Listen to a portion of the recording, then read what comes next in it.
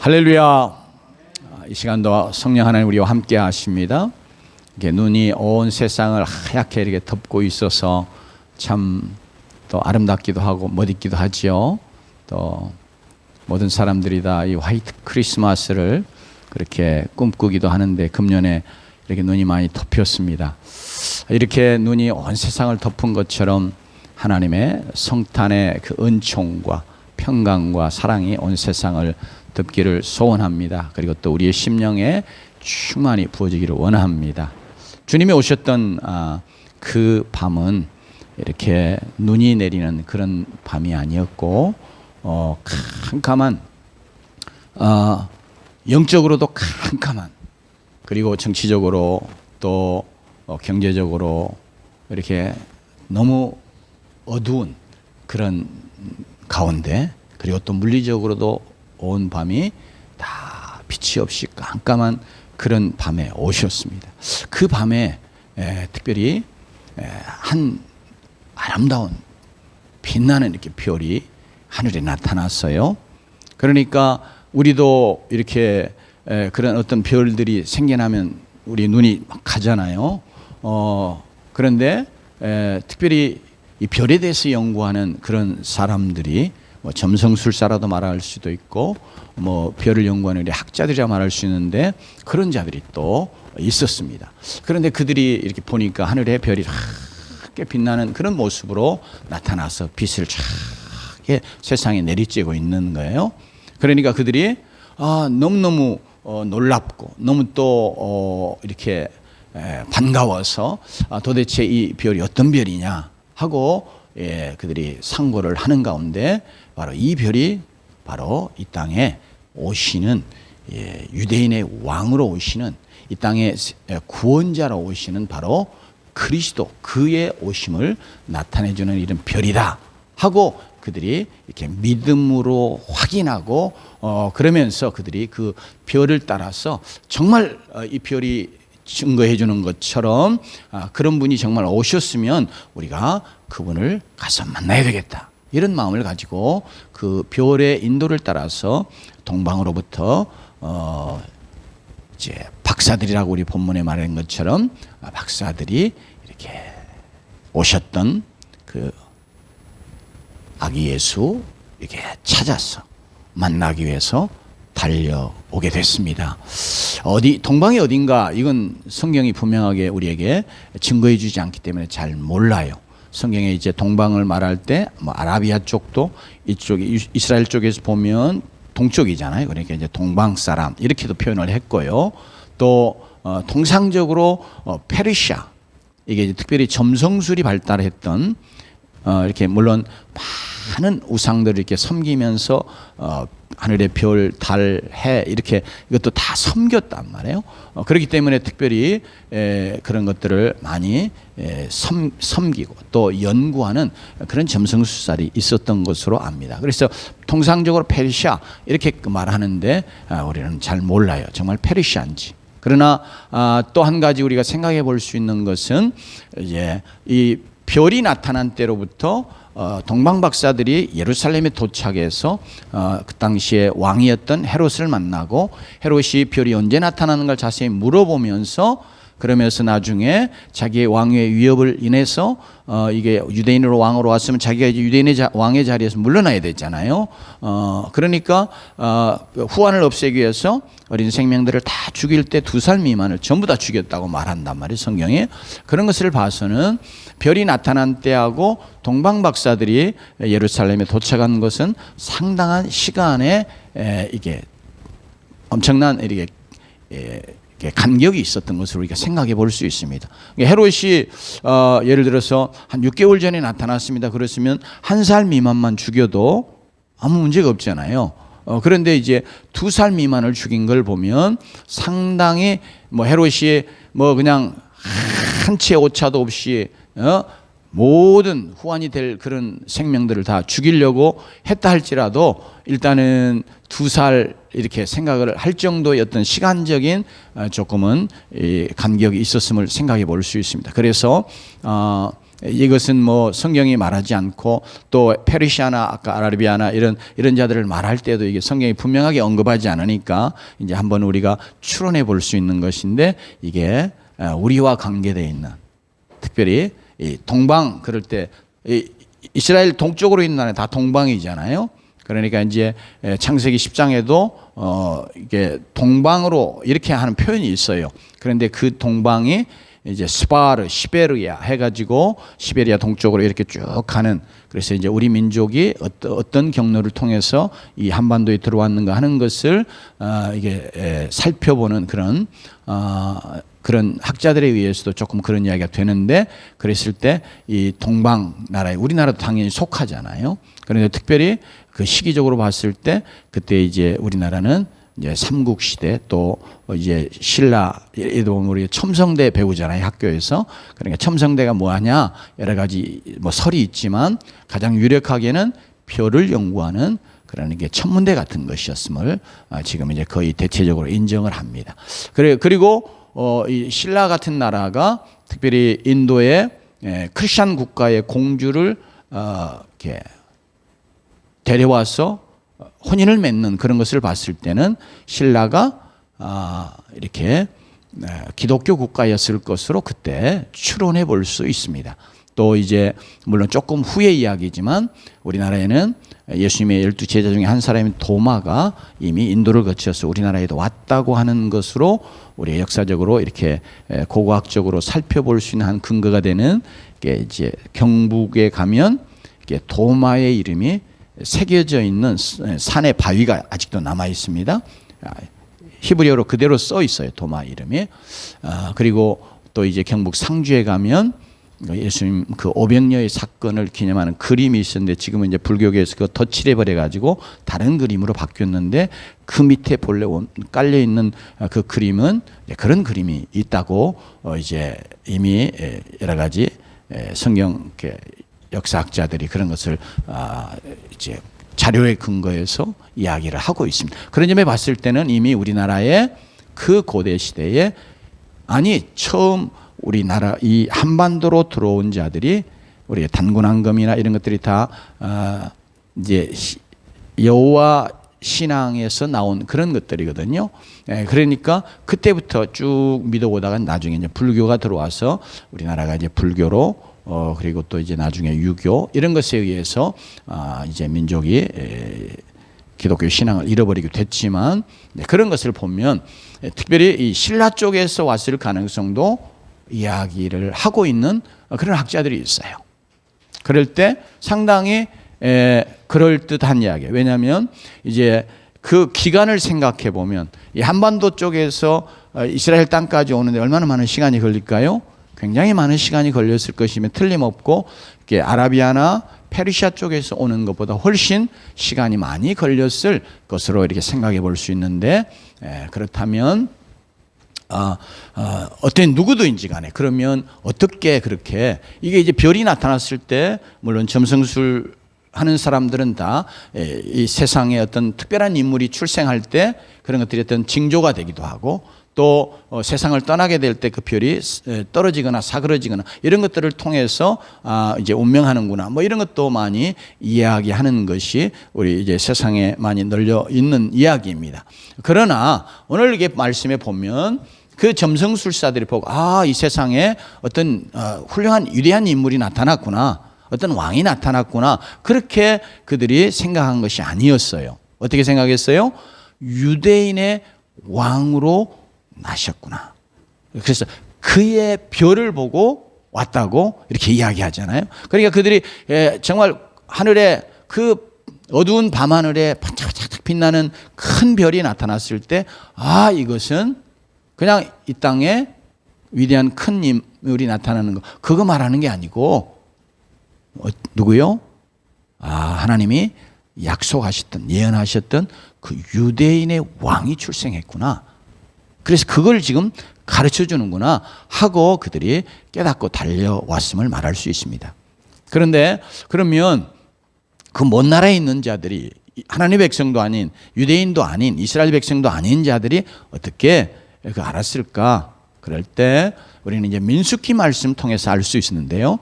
민수기 말씀에 의하면 하나님의 백성이 아닌 발람이라고 하는 자가 모압 왕인 발락의 초청을 받아가지고 이게 이제 그 마술사 같은 어떤 이제 신통력을 발휘하는 이제 그래서 그가 저주하면 저주가 임하기도 하고 그런다고 이렇게 널리 소문이 나 있던 인물이에요. 근데 이 사람이 메소포타미아 지역 쪽에 이렇게 동방이죠. 이쪽에 있었던 사람이에요. 근데 이를 초청을 해요. 그래서 광야에서 지금 출애굽에서 광야를 거쳐서 가나안 땅으로 들어가려고 하는 도정에 있던 이스라엘 백성들 너무 두렵거든요. 그래서 이들을 저주해서 폭삭 망하게 좀 해주라 하고 초청을 했어요. 그런데 그가 와서 여러 가지 예언을 하는데 하나님 앞에서 하나님이 주신 것을 예언하지 않을 수 없는 그런 상황들이 만들어져 가지고 하나님에 대한 두려움 때문에 그가 하나님이 주시는 것을 그대로 말해요.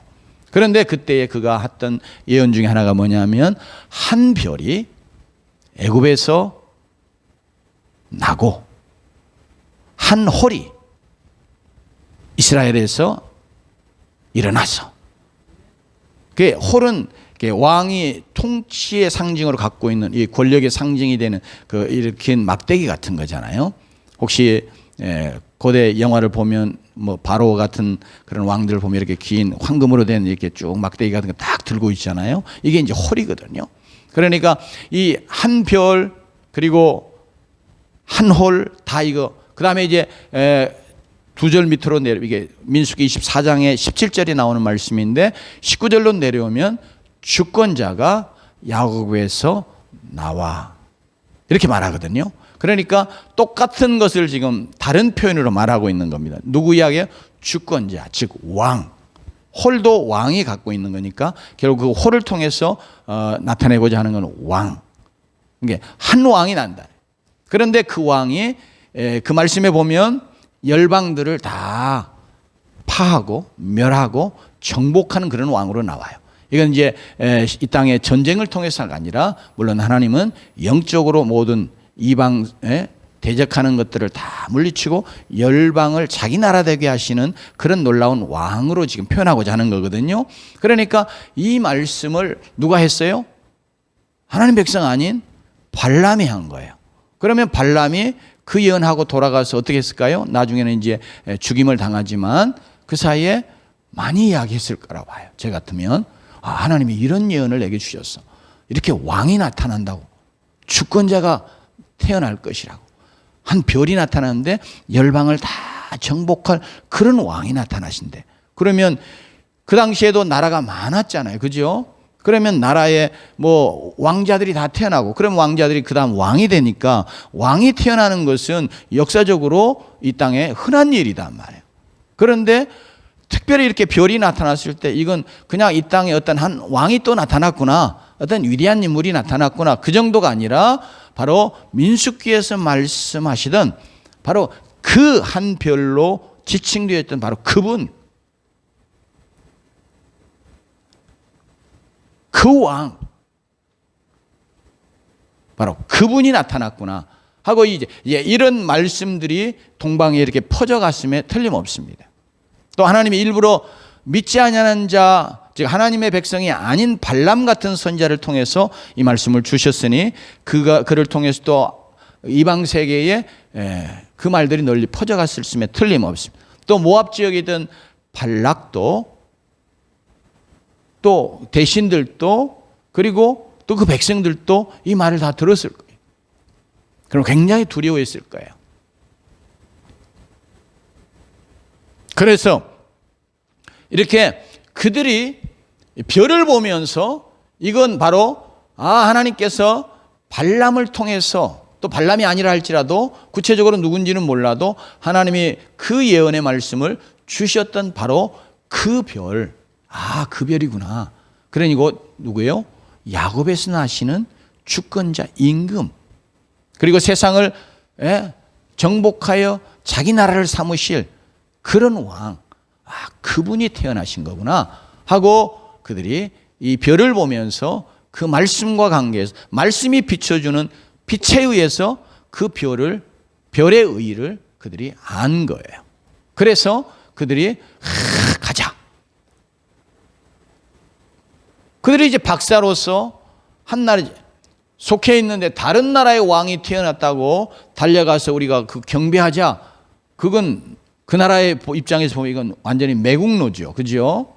다른 나라의 왕이 태어난 걸 기뻐하고 달려와 절하려고 하는 건 이건 완전히 매국노다. 그런데 이가 한 나라의 그냥 단순한 인간 왕이 아닌 것을 그들이 알기 때문에 바로 하나님이 예언하여 이 땅에 보내시는 그런 위대한 세상의 왕, 구원자 되시는 바로 그분인 걸 그들이 알기 때문에 경배하러 가자 하고 달려왔던 것이야. 근데 그게 물론 실제적으로 이 물리적으로 이 자연의 하늘에 나타났던 별을 보면서 그랬지만 결국 말씀에 비추어 말씀의 빛에 의해서 그 별이 무슨 별이요? 유대인의 왕으로 나신 자 그분의 별이구나. 그분을 증거해 주는 그분의 나심을 알려주는 별이구나. 이렇게 알고 따라오게 됐다는. 그래서 하나님께서 놀랍게 그들이 그렇게 달려올 때에 하나님이 그 별을 통해서 그들의 길을 인도해 주셨음을 알 수 있습니다. 그러니까 그냥 하늘에 저쪽 있는 별이면 그건 너무 멀잖아요. 그러니까 사실은 그 별의 인도를 받는다. 그건 사실 거의 불가능한 일이잖아요. 우리 아침이나 저녁에 보면 동쪽 하늘에 아주 영롱하게 아름답게 떠 있는 별 하나 있잖아요. 그거 금성이라고 그러잖아요. 영어로는 비너스라고 그러고 저녁에 금성을 헤스페러스라고 조금 달리 불러요. 또 성경에 이제 모닝스타라 이렇게 부르는데 그런 별 본다고 그것이 어디로 가야 되는지 알려주지는 않아요. 그런데 하나님께서 이 별을 나타나게 하실 때 특별한 방법으로 이렇게 별빛이 내려오면서 이제 말씀의 후반부로 가면 그것을 구체적으로 확인해 볼 수 있는데 그러니까 별빛이 내려오면서 그들이 어떻게 가야 될지 어느 길로 가야 될지 어느 방향으로 가야 될지를 알려주는 역할을 했음을 알 수 있습니다. 그래서 그 별을 따라서 그들이 막 왔어요. 먼 길을 그냥 수천리 수만리 길을 달려왔습니다. 그러면서 그들은 유대인의 왕으로 났으니 그렇게 생각이 되니까 어째요? 유대 땅에 딱 오자마자 왕이 어디 있어야 돼요? 어디서 나야 돼요? 왕의 도성에서 나야 되잖아요. 왕의 도성이 지금 유대 땅은 어디예요? 예루살렘이잖아요. 그러니까 그냥 그들은 딱 인간적인 생각으로 단순하게 그래 이제 우리가 임금이 그 유대인의 왕이 태어나신 이제 그 장소에 왔구나. 왜? 왕은 당연히 왕의 도성에서 태어나야 되니까 이런 생각을 하면서 그들이 별은 깜빡 잊어버린 거예요. 그러면서 이제 왕궁으로 달려간 겁니다. 또 이제 여기 말씀이 증거하는 것처럼 그들이 이제 먼 나라에서 왔으니 얼마나 여러 입었던 이 복장 이런 행색이 굉장히 다르지 않겠어요? 그죠? 이제 제가 필리핀 혹은 또 이렇게 파키스탄에서 선교하면서 보면 이렇게 그들이 입는 옷이 달라요. 우리하고 우리는 이제 통상 목사니까 보통 양복을 입는데 그들은 좀 다른 거 입는단 말이에요. 그러니까 특별히 고대 사회는 그 옷이 그들의 신분 모든 걸 다 나타내주는 그런 것이기 때문에 당연히 그들은 그들의 민족 또 그들의 나라 그들의 신분 이런 것들을 나타내주는 옷을 입고 왔으면 틀림없어요. 그러니 온 예루살렘이 그냥 소동이 나지 않겠어요. 와 이상한 사람들이 왔다. 아마 이상하다고 말했을 거예요. 이상한 사람들이 멀리서 왔다 그래.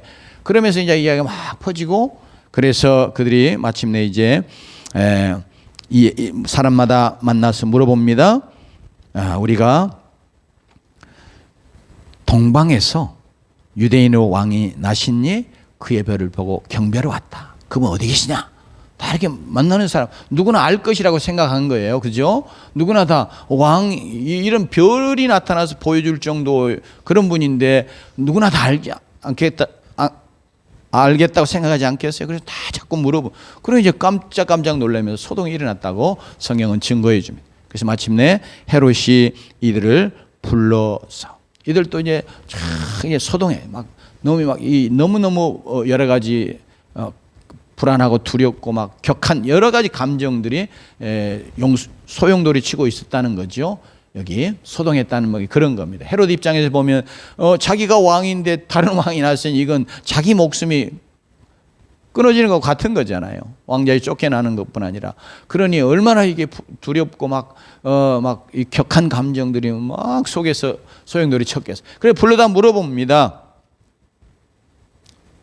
그랬더니 이제 왕이 어디서 났겠느냐? 분명히 예루살렘은 아니거든요. 났으면 분명히 알 텐데. 그래서 이제 제사장들과 백성의 서기관들, 말씀을 잘하는 자들 불러다 물어보니까, 근데 그가 물어볼 때도 이렇게 물어봐요. 그리스도가 어디서 났겠느냐? 그러니까 동방박사들이 생각하는 유대인의 왕은 누구예요? 그리스도예요. 헤롯이 딱 유대인의 왕으로 나신 자를 말하니까 벌써 어떻게 이해해요? 아, 하나님이 말씀하셨던 그 그리스도, 그거 말하는구나. 이렇게 알고 그리스도가 어디서 나겠느냐 이렇게 물어본단 말이에요. 그랬더니 다들 이게 유대 베들레헴입니다. 이게 말씀의 근거에서, 그래서 6절의 말씀이 유대 땅 베들레헴 너는 유대 고을 중에서 가장 작지 아니하도다. 내게서 한 다스리는 자가 나와서 내 백성 이스라엘의 목자가 되리라. 그러니까 다스리는 자, 목자, 이게 다 왕, 지도자, 그리스도 말하는 거거든요.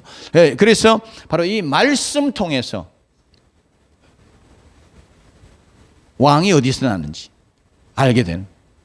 동방박사들은 당연히 그냥 왕의 도성에 가면 알게 될 것이라고 생각했어요.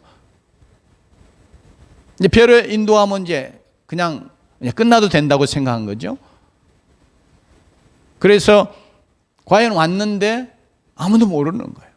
알 수 없는 거예요. 그래서 이 말씀의 근거에서 살펴보니, 말씀의 빛에 비춰보니 뭐예요? 아, 이게 예루살렘이 아니고 유다 베들레헴이구나. 이렇게 말씀의 증거를 쫓아서 깨닫게 됐습니다. 그래서 동방박사들이 다시 말씀이 가르쳐준, 말씀의 빛이 보여준 바로 그 장소를 향해서 가는 자들이 됐습니다. 그렇게 해서 이제 그들이 베들레헴으로 가게 됐는데, 그랬더니 다시 뭐예요? 별이 다시 나타났어요. 예루살렘에 들어오면서 이 동방박사들이 별의 존재를 이제 더 이상 필요치 않다고 생각을 한 것 같은. 그러니까 이제 하나님께서 그 별이 비춰주는 그 역할을 이들이 이제 더 이상 필요 없는 것처럼 이렇게 여기니까 그걸 하나님이 거두신 거죠. 그런데 다시 이제 말씀의 빛을 비추어서 그들이 이 예루살렘이 아니고 베들레헴이구나 이렇게 알고 그 말씀의 가르침을 따라가려고 하니까 그때 다시 별이 나타나서 빛을 비추어줬다고 말해요. 그래가지고 베들레헴까지 인도하고, 그리고 실제로 아기 예수가 있는 곳에 왔을 때 뭐였죠? 별이 빛을 이렇게 쫙 비추어줬다고 말합니다. 그러니까 그냥 별이 떠 있는 걸 말하는 게 아니고 이렇게 쫙 특별한 초자연적인 역사죠. 그냥 일반 별이면 그냥 하늘에 떠서 반짝반짝할 텐데 이게 그런 게 아니고 위에 떠 있는 별이 쫙 이렇게 빛을 비추어주는. 그래서 태어나신 유대인의 왕 아기 예수가 어디 계신가 하는 것을 그들이 알고, 그래서 그 집에 들어가고, 그래 계속해서 빛이 이렇게 비춰져 내려오니까 아는 거죠. 그렇게 해서 그들이 들어가서 보니까 거기에 그의 어머니 마리아가 있고 아기 예수가 함께 누워 있었던 것을 오늘 말씀이 11절에 증거합니다. 그래서 그 앞에 들어가서 어째요? 그들은 그 아기 예수 앞에 엎드렸습니다. 그러면서 아기께 경배했다고 말해요. 경배는 아주 인간 세계에도 아주 높은, 지극히 높은 존재를 향해서 가끔 이런 표현을 쓰지만 이건 인간들에게 사용하는 용어는 아니거든요. 그러니까 이들이 경배했다고 말하는 걸 통해서 그들이 그냥 한 유대인의 왕이 아닌 것처럼, 처음에 그들이 깨달았던 것처럼 이분은 그냥 유대라고 하는 한 나라의 한 왕으로 태어난 그런 분이 아니신 것을 그들이 알고 경배하고 보배압을 열어서 뭘요? 황금과 유향과 모략을 예물로 드렸다고. 그래서 이 아기 예수를 보면서 이 예물을 드렸는데 이 예물을 통해서 이들이 이 아기 예수가 어떤 분인가 하는 것을 그들이 깨닫고 그에 합당한 예물을 드리고, 그렇게 그런 분으로 그들이 믿어드렸다고 하는 말과 같은 것이에요. 여기 황금은 성경에서도 그러고 뭐 역사적으로 고대 사회도 다 그러고 특별히 왕에게 드리는 겁니다. 왕에게 황금 드려요. 그 다음에 뭐 드려요? 위향을 드렸습니다. 위향은 성경이 증거하는 것처럼 하나님께 이렇게 향기로운 향으로 올려드릴 때 사용하는 것이어서 이게 바로 이 아기 예수이지만 누구로요?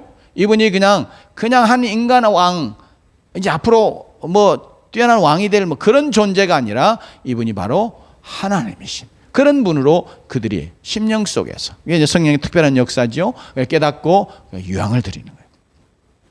물론 올 때 준비해 온 것인데 그들이 처음부터 이분은 이런 분이시구나 하는 것을 하나님께서 그들에게 깨닫게 해주셨어요. 말씀을 통해서요. 그래서 그 유향을 드렸고 그 다음에 모략을 예물로 드려요. 모략은 죽은 자의 몸을 하는 이렇게 방부제와 같은 거예요.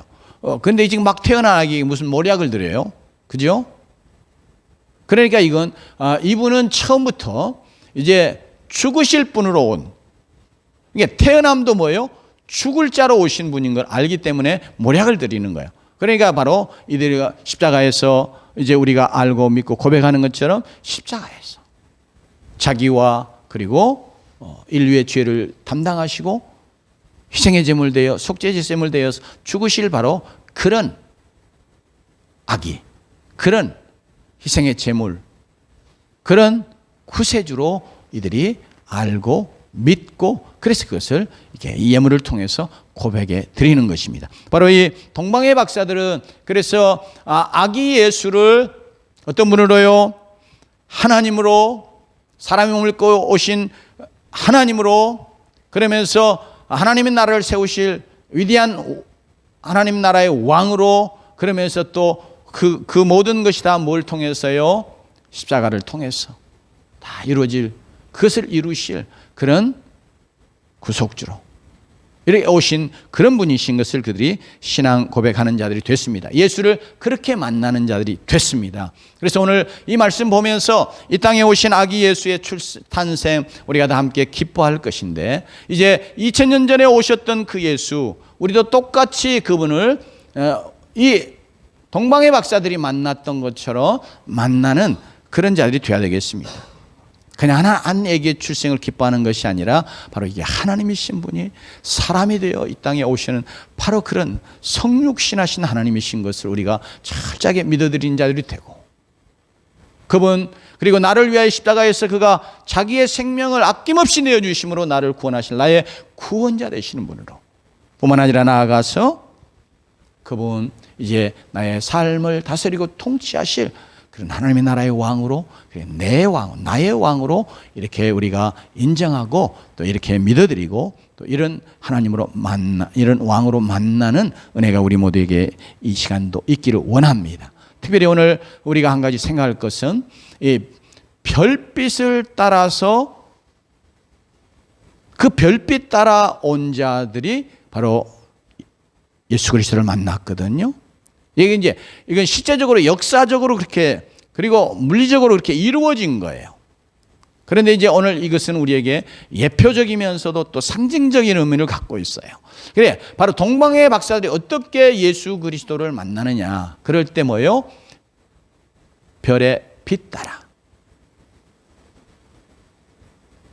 다시 말하면 그 별의 빛도 민수기의 말씀이 비춰주는 그 말씀의 빛 때문에 그 별의 빛을 아는 거예요. 별의 빛의 의미도 알고요. 그래서 우리가 예수 그리스도를 만나는 길은 지금 동방의 박사들도 그렇게 했거니와 역사적으로 실제적으로 그들의 삶 속에서 이루어진 것인데, 오늘 우리에게는 영적으로 정말 우리가 예수 그리스도를 하나님으로, 나의 왕으로, 나의 구원자로 만나야 되겠는데, 이렇게 만나는 만남은 다른 것을 통해서가 아니라 뭐예요? 말씀의 빛 통해서 만나는 거예요. 말씀의 빛을 따라서 만나는 거예요. 그래서 다윗도 이야기하기를 주의 말씀이 내 발의 등이요 내 길의 빛이니이다 이렇게 말하면서 바로 요한복음 1장은 예수 그리스도가 이 세상에 참빛으로 오셨다고 말해요. 그러니까 예수님이 이 땅에 참빛으로 오시기 때문에 또 이 땅에 있는 이 물리적인 이 별 빛을 통해서 그분이 참으로 빛 되신 분이신 걸 이렇게 증거해 주기를 원하셔서 하나님이 그 당시 그런 물리적인 자연의 현상을 일으키셨던 거거든요. 별을 이야기하실 때는 영적으로 상징적인 의미 가지고 이야기를 하신 것이었는데, 실제적으로 그 영적인 상징적인 의미를 깨달도록 하기 위해서 물리적인 이 자연의 별빛을 가지고 역사하셨는데, 그 별빛도 결국 뭐예요? 말씀의 빛 때문에 그 별빛의 의미를 알 수 있었고 그 별빛을 따라갈 수 있었어요. 그러니까 동방의 박사들은 실제로 눈에 보이는 이 가시적인 이 별빛을 따라간 것이기도 하지만 근본적으로는 그들이 말씀의 빛 따라간 거예요. 그래, 우리가 예수님을 만나는 길은 다른 길이 아니에요. 말씀 외에는 예수님 만나는 길이 없어요. 말씀의 빛 따라서 우리가 가야 되고, 말씀의 빛 따라 감으로 바로 예수 그리스도가 누구이신가, 어떤 분이신가, 동방의 박사들이 만났던 것처럼 이런 분으로 만나는 것도 결국 우리가 말씀의 빛 따라 가는 거예요. 예수님이 그런 말씀하셨잖아요. 이 성경에서 너희가 영생을 얻는 줄 알고 이 성경을 너희가 상고하거니와 이 성경은 곧 내게 대하여 증언하는 것이라. 그러니까 우리가 따라갈 말씀, 그리고 정말 예수 그리스도를 보여주고 예수 그리스도를 만나게 할 말씀은 이 성경의 말씀이란 말이죠. 이 성경 자체가 예수 그리스도를 증거하는 말씀이기 때문에, 그러니까 이 성경 위에 우리가 예수 그리스도를 아는 길은 우리의 그냥 이 관념, 인간적인 일은 생각에서 나오는 허구적인 생각이지, 바로 정말 이 땅에 2000년 전에 오셨던 그 유대인의 왕으로, 그리고 동방의 박사들이 하나님이시고 왕이시고 구원자로 그렇게 믿고 만났던 그런 예수 그리스도는 우리가 말씀 없이는 만나지 못해요. 그래서 우리가 끊임없이 우리가 늘 하나님의 말씀에 창념하는, 늘 우리가 그 말씀을 읽는 것부터 시작해서 끊임없이 말씀을 가까이 하고, 말씀에서 말씀이 뭘 말하는가, 지금 말씀에서 말하시는 그분이 어떤 분이신가 하는 것을 우리가 자꾸 깨달아 말씀의 인도를 받아서, 그래서 인격적으로 그 말씀의 주인공 되시는 예수 그리스도를 만나는 자들이 되어야 되겠습니다. 그래서 베드로후서는 1장은 이렇게 우리에게 권면하고 있습니다. 제가 한번 말씀 읽어드리도록 하겠습니다. 베드로후서 1장 19절에 또 우리에게는 더 확실한 예언이 있어 어두운 데를 비추는 등불과 같으니 날이 새어 샛별이 너희 마음에 떠오르기까지 너희가 그것을 주의하는 것이 옳으니라. 이 말씀은요, 베드로가 자기가 체험했던 아주 엄청난 체험, 영적인 체험을 지금 이야기하고 이 말씀을 하는 거예요. 뭐냐면 변화산상에 올라가서 그 정말로 예수님이 영광스러운 그런 부활의 영광의 모습으로 변화된 그 모습을 신이 봤어요. 얼마나 놀라운 엄청난 체험이겠어요. 그리고 또 그러면서 그때 바로 예수님이 어떤 분인가 알고 이제 그들이 막 두려워서 성경은 엎드러진 것을 이야기하잖아요. 그러니까 정말로 예수 그리스도를 그냥 늘 같이 계시고, 그러니까 늘 같이 밥 먹고 어쩌면 손도 잡아보고 막 그랬을 것 같아요. 예수님 만나면 이제 좀 전도 여행 갔다가 다시 돌아왔을 때 너무 반가워서 막 예수님이 손 잡아주지 않고 그러시지 않았겠어요? 그래 막 손도 잡고 같이 막 부대끼고 또 같이 잠도 자고 같이 먹고 같은 거 떼 먹기도 하고. 그러니 그들이 예수님을 하나님의 아들 그리스도라고 하는 고백은 하지만 정말 그들이 정말 이들이 이 예수 그리스도가 어떤 분이신가 하는 것을 정말 심령으로 막 깊이 뜨겁게 체험하고 깨닫는 것은 변화산상이거든요. 근데 그 이야기 한 거예요. 우리가 그런 놀라운 영광스러운 체험을 했어. 그러니 그것처럼 확실한 게 어디 있어요? 우리는 뭐 체험해야 어쩐다 그러고 내가 체험해서 어쩌는데 이런 이야기 많이 하잖아요. 말씀보다 때로는 내 체험이 우선이 되는 이런 잘못된 우리가 생각을 많이 갖는단 말이에요. 성경이 뭐라고 말하든 내가 체험했더니 내가 체험해보니까 이렇게 말하는데, 베드로 사도는 그게 아니고 내가 이런 엄청난 놀라운 체험을 했지만 그거보다 더 확실한 예언이 있다. 이게 뭐냐면 성경 말에. 왜냐하면 그 다음 20절 21절이 바로 성령의 감동으로 기록하여 준 말씀을 이야기하거든요. 우리에게는 내가 변화상에서 체험했던 그 놀라운 체험보다 더 확실한 예언이 있어. 그건 말씀이야. 이렇게 말하면서, 그러면서 우리가 해야 될 일이 뭐냐? 이 말씀은 어두운 데를 비추는 등불과 같으니, 이게 빛으로 이야기하잖아요. 빛이야. 그러니 우리는 어때요? 날이 새어 샛별이 너희 마음에 떠오르기까지. 계시록에서 예수님을 샛별이라고 자신을 소개하세요. 그러니까 이 말은 예수님이 떠오를 때까지 이런 의미가 근본적으로 있고, 그러면서 이제 샛별이니까 밝게 환히 이게 그 의미가 드러나도록 하는 데까지 이런 의미라고 생각을 하셔도 돼요. 그러니까 우리가 하나님의 말씀을 보면서 이 말씀이 정말 이런 뜻이구나. 이 말씀에 말씀하는 예수 그리스도는 바로 이런 분이시구나. 이게 이제 샛별이 떠오르는 것 같은 거예요.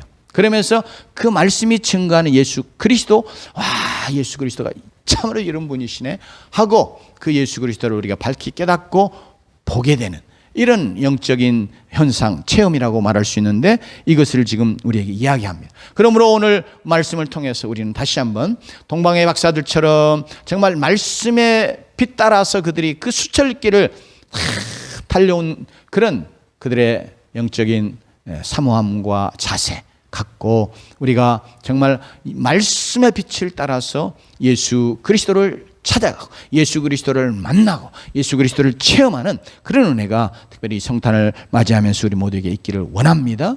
그래서 정말 우리가 말씀을 그냥 가볍게 여기지 않고, 늘 듣는 말씀이고 늘 내 곁에 가까이 있는 그런 문자로 되어 있는 말씀이고, 이게 아니라 이게 정말 성령의 감동으로 내게 주신 예수 그리스도의 말씀이구나, 예수 그리스도에 대해서 증언하는 말씀이구나. 그러므로 내가 예수 그리스도를 아는 길은 이 말씀에 있고, 이 말씀의 빛을 따라가는 데 있고, 말씀의 빛이 비춰주어 따라가 순종하여 마침내 예수 그리스도를 만나는데, 그 예수 그리스도를 결국 동방의 박사들이 만났던 것처럼 하나님으로 뜨겁게 인격적으로 만나고, 또 그리고 예수 그리스도를 정말 나의 왕으로 모시고 만나는 뿐만 아니라 정말 나의 구원자로, 나를 위해 십자가에 자기의 생명 아낌없이 내어주시려고 이렇게 사람의 몸을 입고 아기로 태어나셨던 바로 그 예수 그리스도 구원자 되시는 것을 확실하게 믿는 이런 믿음이, 이런 깨달음이, 아는 지식이 우리 안에 더 충만해지기를 원합니다.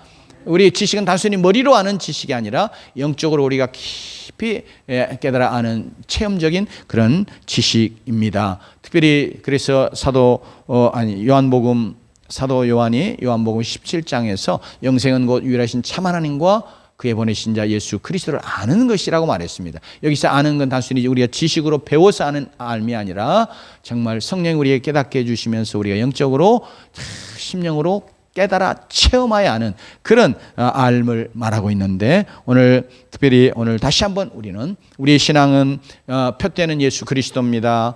그분에게로 가는 길은 바로 말씀의 빛 따라가는 것이에요. 그리고 그분을 만나는 것도, 그분을 체험하는 것도 말씀의 빛 따라 이루어지는 것을 생각하면서, 다시 한번 이 성탄절을 맞이하면서 우리 모두가 다 그분의 말씀으로 다시 한번 우리가 돌아가고 그 말씀에 창념하고, 이 말씀이 정말 생명의 말씀, 빛된 말씀, 바로 예수 그리스도 그분의 말씀이구나 하는 것을 확실하게 더 마음에 새기면서, 그리고 그 말씀 통해서 여러분들이 예수 그리스도를 뜨겁게 만나는 귀한 은혜가 여러분 모두에게 있기를 주의 이름으로 축원합니다. 기도합시다.